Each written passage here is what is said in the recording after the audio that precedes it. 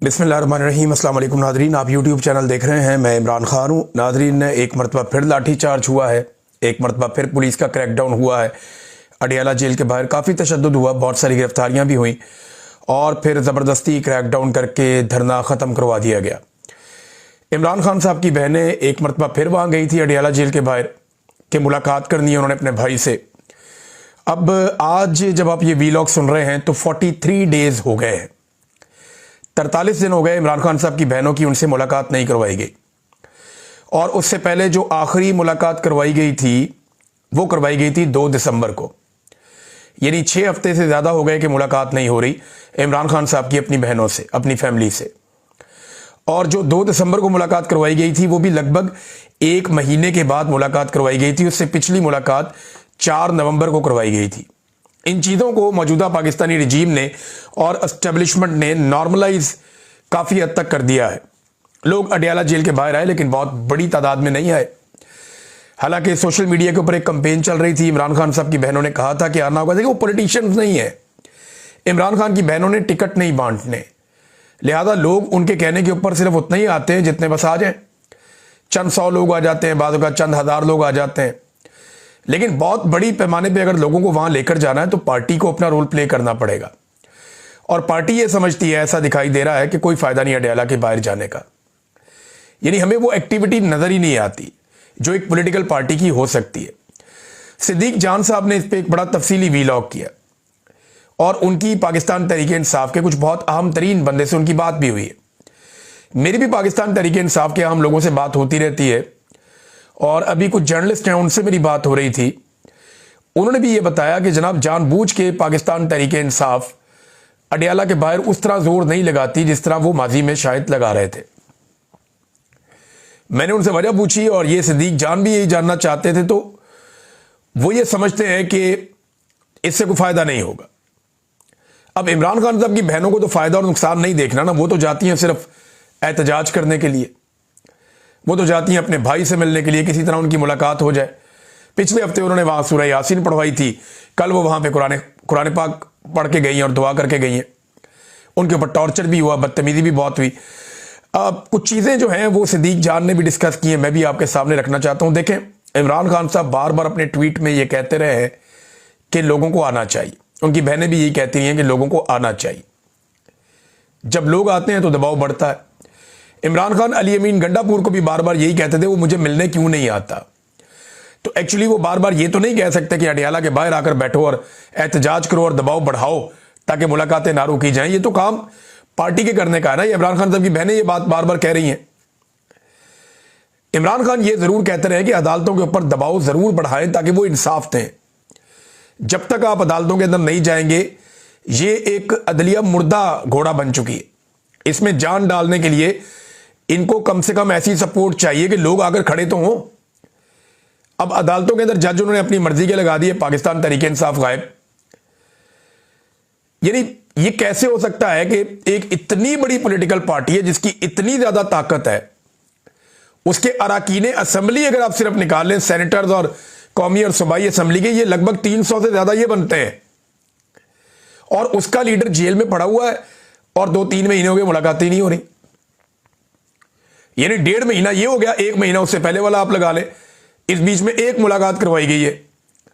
तो ये कैसे हो सकता है? वो ये मानने वाली बात तो नहीं है ना, इतनी बड़ी पॉलिटिकल पार्टी हो और ये, यानी अदालत के अंदर इनका केस ही नहीं लगता। 3 महीने हो गए हैं अलकादर यूनिवर्सिटी वाले केस में, इन्होंने दोबारा कभी परसू ही नहीं किया उसको। 3 महीने केस को परसू नहीं करते। और ये वो पॉलिटिकल पार्टी है जिसमें इमरान खान साहब ने टॉप के ऊपर लाके वकला बिठा दिए। कुछ 4-5 वकील रानुमा है जो टॉप के ऊपर पाकिस्तान तहरीक इंसाफ के फैसले करते हैं। लेकिन इसके बावजूद अदालतों में इमरान खान को इंसाफ मिलना तो बहुत दूर की बात है, केस ही नहीं लगता। अब इतनी ताकत हो, जब पाकिस्तान तहरीक इंसाफ जिसके ऊपर हाथ रख दे, इमरान खान जिसको हाथ रख दे, वो वकला का इलेक्शन जीत जाए। जब इतनी ताकत हो तो जज कैसे हो सकता है कि केस ही ना लगाए? अगर ये वकला जाके अदालतों के अंदर बैठ जाए और ये वहां घंटों बैठे रहें और सैकड़ों की तादाद में बैठे रहें तो ये सिस्टम चलना बंद हो जाएगा। वकील जब चाहे केस लगवा सकते हैं, लेकिन ये काम ही नहीं हो रहा। अदालतों में दबाव क्यों नहीं डाला जाता, इसके बारे में पाकिस्तान तहरीक इंसाफ के लोग भी कहते हैं और सिद्दीक जान ने भी अपने वीलॉग में कहा, और बात ठीक लगती है कि पाकिस्तान तहरीक इंसाफ के जो रहनुमा है इस वक्त, उनमें बहुत सारे वकील हैं और उनके अपने प्राइवेट केसेस हैं जो करोड़ों रुपए मालियत के हैं, और वो इन्हीं अदालतों में इन्हीं जजों के सामने लगे हुए हैं। वो नहीं चाहते कि उनके इन जजों के साथ ताल्लुकात खराब हों या उनके अदलिया के साथ ताल्लुकात खराब हों, लिहाजा वो इस मामले पे इस हद तक कंप्रोमाइज कर देते हैं कि अदालत पे ज्यादा दबाव नहीं डालना। लेकिन एक सिनेरियो उन्होंने सामने रखा। आप फर्ज कीजिए पाकिस्तान तहरीक इंसाफ के 300-350 MNAs, MPAs और सेनेटर्स ये जाकर बैठ जाते हैं इस्लामाबाद हाई कोर्ट में, इमरान खान का केस लगाओ, मुलाकात क्यों नहीं हो रही? तो क्या इनको घसीट के बाहर निकालेंगे? जब घसीट के बाहर निकालेंगे सारी दुनिया देखेगी ये MP है, ये MNA, ये सेनेटर है, मार पड़ रही है, ये वजीर है, ये साबिक वजीर है, इनको मार पड़ रही है, इन्हें घसीट के निकाल रहे हैं। इसके ऊपर मुकदमा कौन सा हो सकता है? ये वहां कोई दहशतगर्दी तो करने जा नहीं रहे, हथियार लेके तो जा नहीं रहे। अरकान असेंबली है, उनका इस्तेहकाक है, वो जाके वहां बैठ सकते हैं। वो चले जाएं अदालत में जाकर कहें जनाब के हमें इंसाफ नहीं मिल रहा, हमारे लीडर से मुलाकात ही नहीं होने दी जा रही, मुलाकात करवाएं। 300-350 बंदा, पूरी दुनिया का मीडिया आ जाएगा, इंटरनेशनल मीडिया आ जाएगा।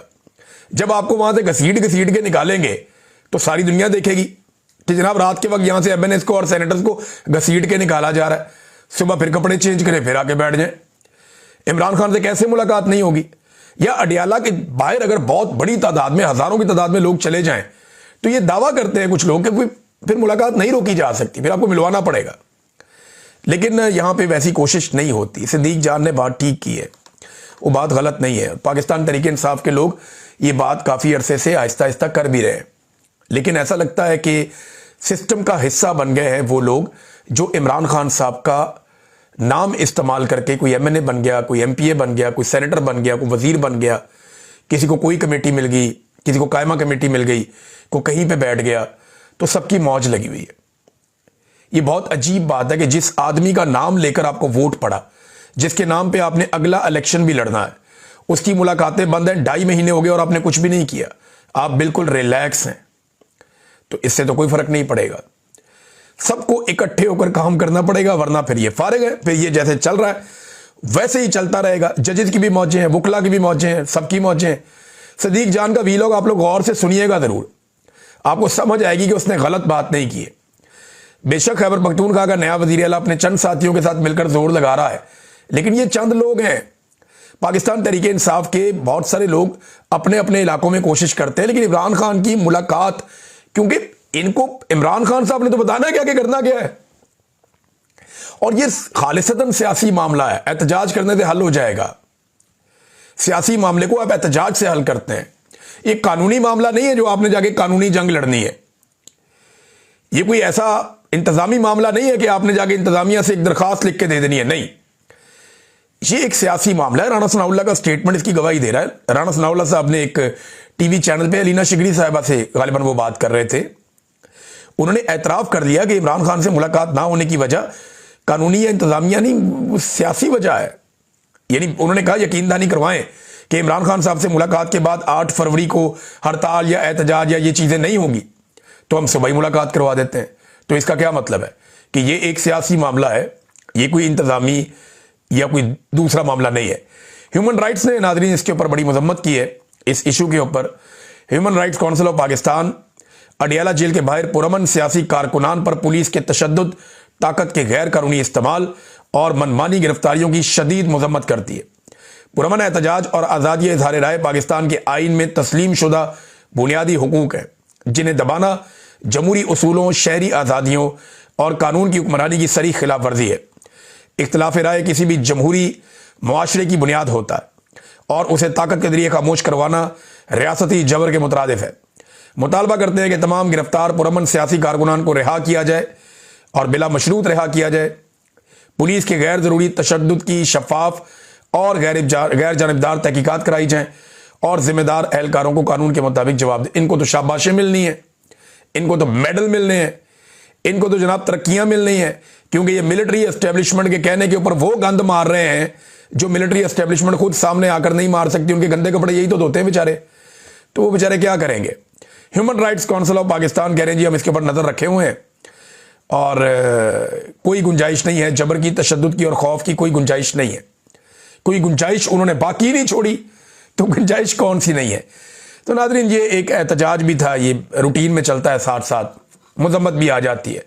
लेकिन पाकिस्तान तहरीक इंसाफ को एक पूरी हिकमत अमली बनानी चाहिए। भाई ये नहीं कर सकते ना कि अडियाला के बाहर आना है तो कम से कम इकट्ठे होकर बैठे और बैठ के फैसला करें कि 2.5 महीने हो गए आपके लीडर को कहते तन्हाई में रखा हुआ है, इसका हल क्या निकालना और कैसे निकालना है।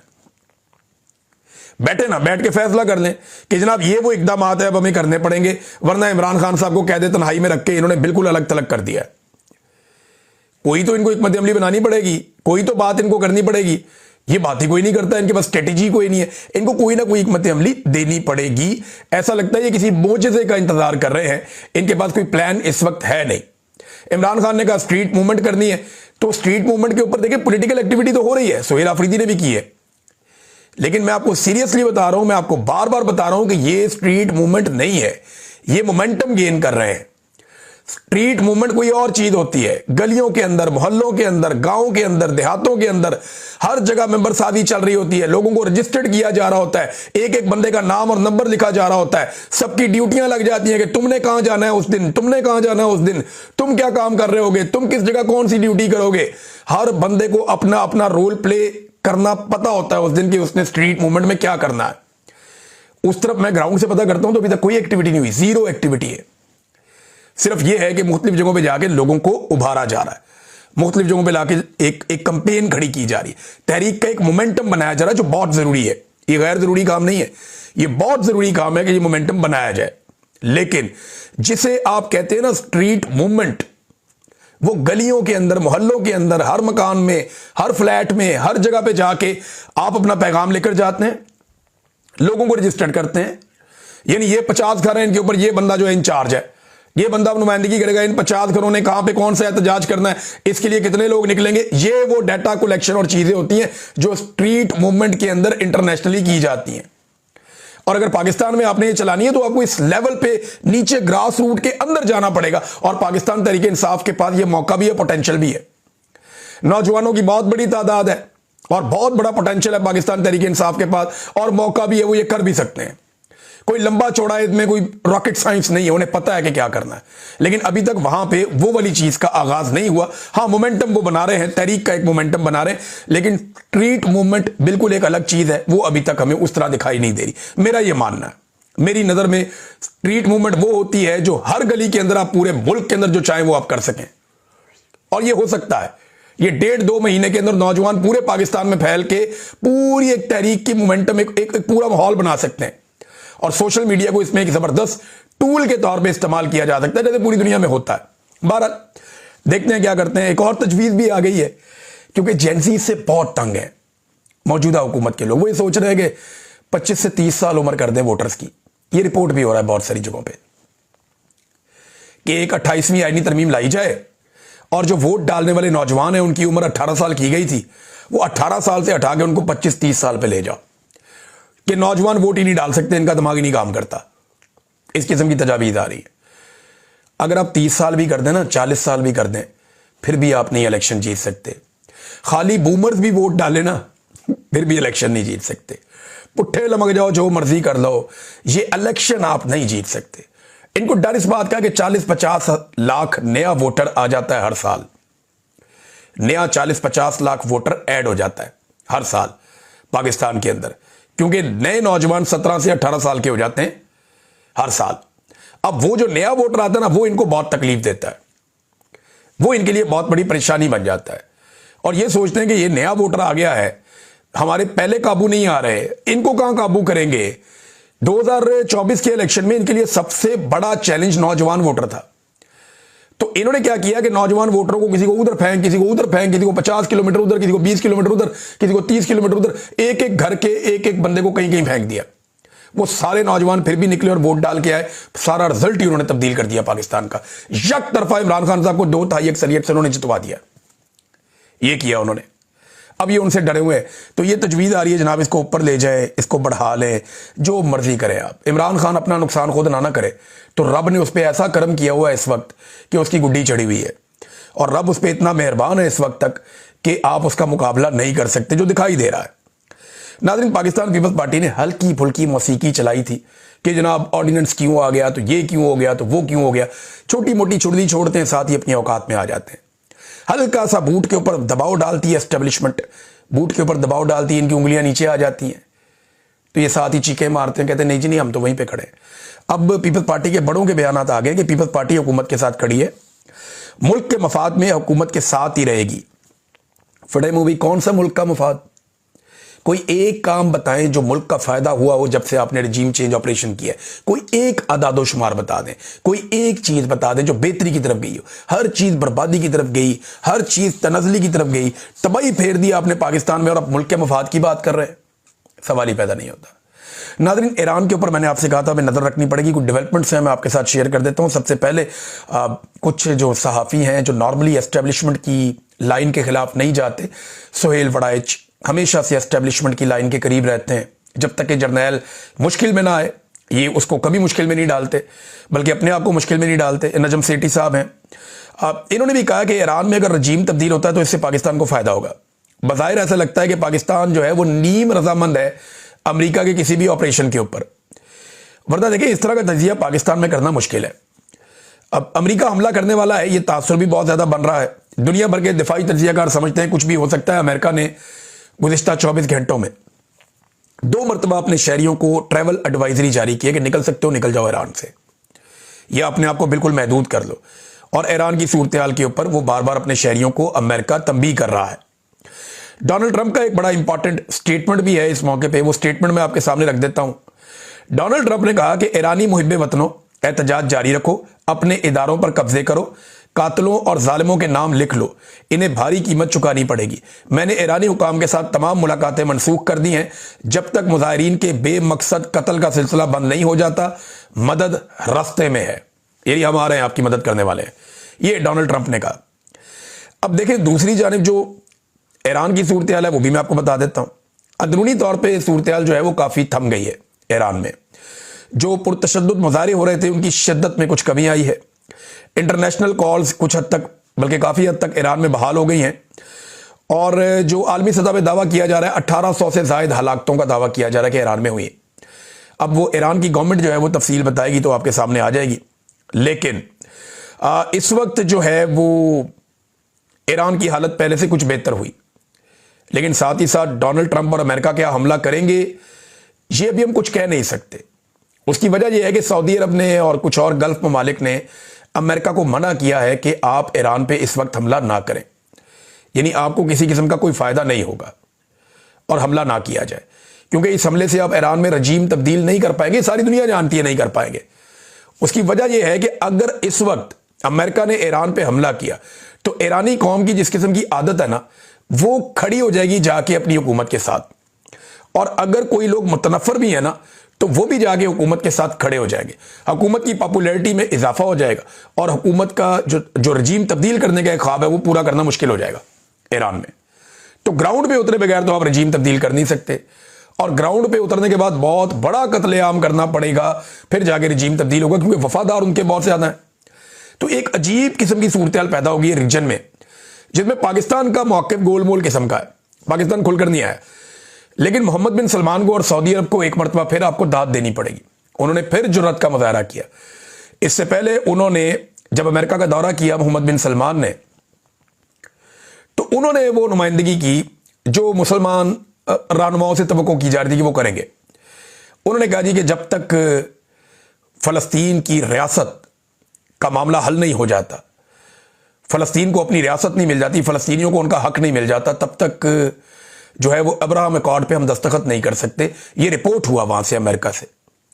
फिर हमने देखा जब डोनाल्ड ट्रंप बात कर रहे थे गजा पे, इजराइल पे, फलस्तीन पे, तो उस वक्त मोहम्मद बिन सलमान अपने हाथों की उंगलियों को दबा रहे थे। एक एक एक फील हुआ सोशल मीडिया पे, बहुत वायरल हुआ कि शायद वो बेचैनी महसूस कर रहे हैं। तो मोहम्मद बिन सलमान ने वो बात की जो एक मुसलमान हुक्मरान को करनी चाहिए थी। बहुत बुरी पोजीशन भी हो तो आपको ये पोजीशन तो लेनी चाहिए ना जो उन्होंने ली है।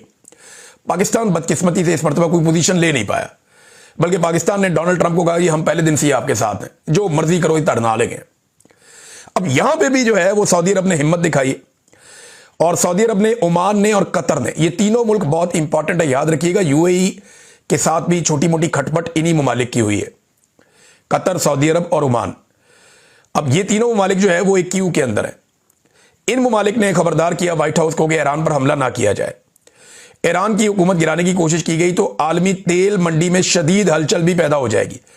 इसके नतीजे में मईशत को भी नुकसान पहुंचेगा और अमरीकी मईशत को भी नुकसान पहुंचेगा। सऊदी अरब ने तेहरान को यानी ईरान की गवर्नमेंट को यह यकीन दहानी भी करवाई कि अमेरिका को ईरान पर हमले के लिए सऊदी फिदाई हुदूद इस्तेमाल करने की इजाजत नहीं दी जाएगी। यह वॉल स्ट्रीट जर्नल की खबर है। अब मुझे अभी बताएं कि पाकिस्तान ने क्या अभी तक ईरान को इस बात की यकीन दहानी करवाई है कि मैं अपनी सरजमीन या अपनी फिजाई हदूद आपके खिलाफ इस्तेमाल नहीं होने दूंगा। वैसे अमेरिकन को यहां से जरूरत भी नहीं पड़ेगी, लेकिन उन्हें जमीन की जरूरत पड़ सकती है।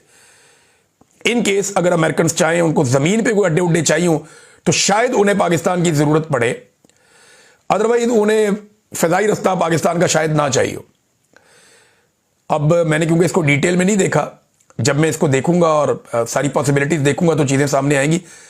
लेकिन जो सऊदी अरब ने बात की है वो बात अभी तक पाकिस्तान ने नहीं की। तो सऊदी अरब ने एक मरतबा फिर लीड ली है इस मामले में। नाज़रीन, एक मरतबा फिर 1.5 लाख वादिय तीरा के लोग जो है वो सड़कों पे नकल मकानी कर रहे हैं। देखिए, हम सारे लोग अपने घरों में बैठे, गर्म घरों में, लिहाफों के अंदर, हम इस तकलीफ को महसूस ही नहीं कर सकते।